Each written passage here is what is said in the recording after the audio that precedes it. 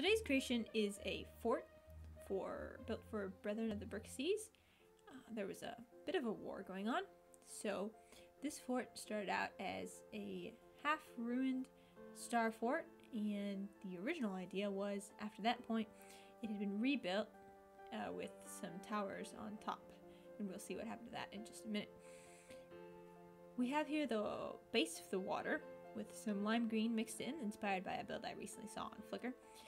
I really like the way green looks underwater, and I never realized that lime green would work so well, but the trans light blue really helps tone it down while still keeping a bit of vibrant algae look. So I really enjoyed the technique. The first time I've actually used that color underwater. The point of a star fort is basically you have a square in the middle, and you have 3 or 4 or 5 points sticking out. I went with 4 for obvious reasons, and here I'm experimenting a little with the beach colors. Tried various shades of yellow, just sat there and looked at them, see how they looked.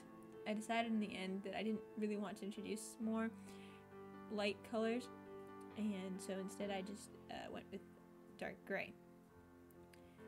Here I am building up the walls of the fort. I used this technique for a previous Japanese fortress that I built, and I really enjoyed it then, so I decided to take another stab at it. And the inspiration for lavender and light purple on the sides of the fort came from another Brethren of the Brick Seas member who used it in conjunction with light yellow and light gray, and I just really loved the combination.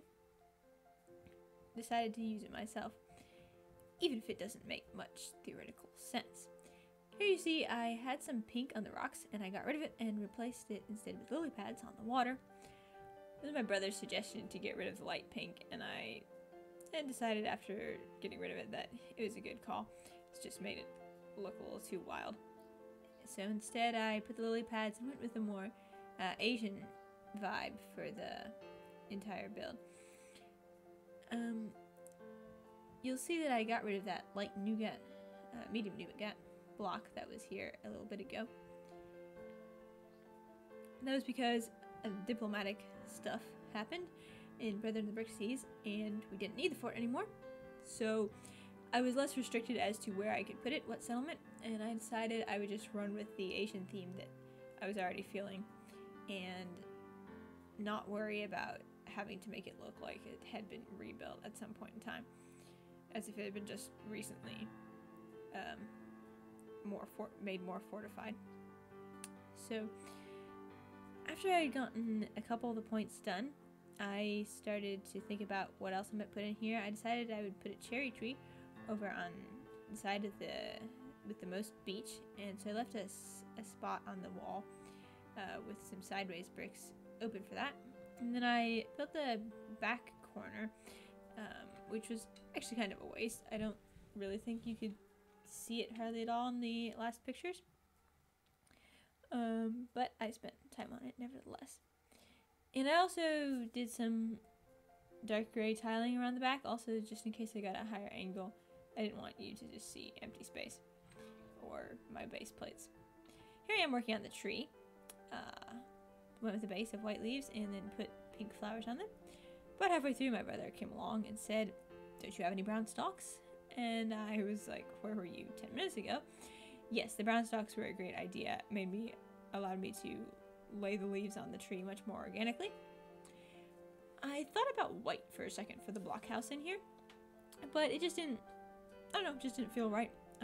So I totally randomly got the idea of using brown windows, and I have a lot more brown windows than I expected. I think I got them in the Ideas Treehouse set.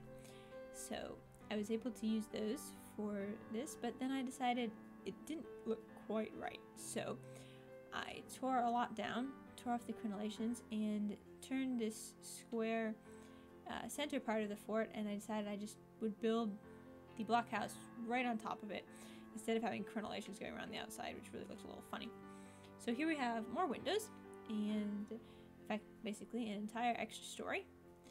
And I borrowed some of these window frames from my brothers, but I found out that neither of them, have any transparent window panes, which seemed very strange and did not make me very happy. So I had to brainstorm for that, and while I was brainstorming, I worked on the roof. And once I settled on the basic design, I essentially just repeated that several times. Then I went back to the windows and went for stickers, actually.